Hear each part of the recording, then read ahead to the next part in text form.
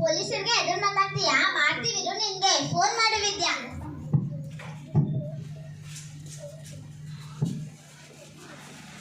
Hello hello, ನಮಸ್ತೆ sir. ನಮಸ್ತೆ sir, ಇದು ಪೊಲೀಸ್ ಸ್ಟೇಷನ್ ಅಲ್ವಾ? ಹೌದು. ನೀವು ಯಾರು? ನಮ್ಮಿಂದ ಏನಾಗಬೇಕಾಗಿತ್ತು? ಸರ್, ನೀವು ಕಾಗಿನಕೊಪ್ಪ ಗ್ರಾಮದ ಸರ್ಕಾರಿ ಮಾದರಿ ಹಿರಿಯ ಪ್ರಾಥಮಿಕ ಶಾಲೆಗೆ ಬರಬಹುದಾ? ಯಾಕೆ, ಏನಾಗಿದೆ ಅಲ್ಲಿ?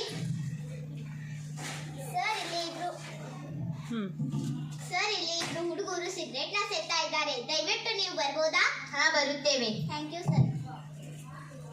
ನೀವೇ ತಾನೇ ಫೋನ್ ಮಾಡಿದ್ದು? ಹೌದು ಸರ್, ನಾವೇ ಫೋನ್ ಮಾಡಿದ್ದು. ಎಲ್ಲಿದ್ದಾರೆ ಅವರು? ಇವರೇ ಸರ್. ಯಾಕ್ರೋ, ಶಾಲೆಯಲ್ಲಿ ಯಾರಾದರೂ ಸಿಗರೇಟು ಸೇದುತ್ತಾರಾ? ನಿಮ್ಮ ತಂದೆ ತಾಯಿ ಇದನ್ನೇ ಕಲಿಸಿಕೊಟ್ಟಿದ್ದಾರಾ?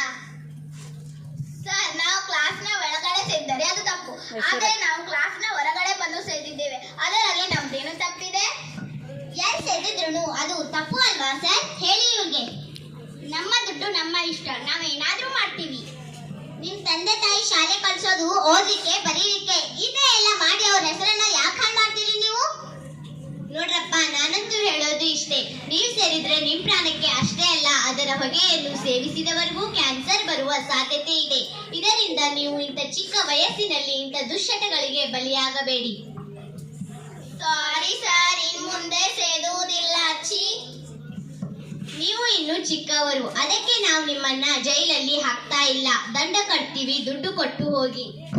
ಸರ್, ನಮ್ಮ ಹತ್ರ ದುಡ್ಡು ಇಲ್ಲ, ಏನ್ ಮಾಡೋದೀಗ? ಸರ್, ಇವ್ರಿಗೆ ಹೇಳಿ, ಇವ್ರ ತಂದೆ ಕರ್ಕೊಂಡ್ಬಂದು ದುಡ್ಡು ಕೊಡಕ್ ಹೇಳಿ. ಹಾ, ಹಾಗೆ ಮಾಡಿ.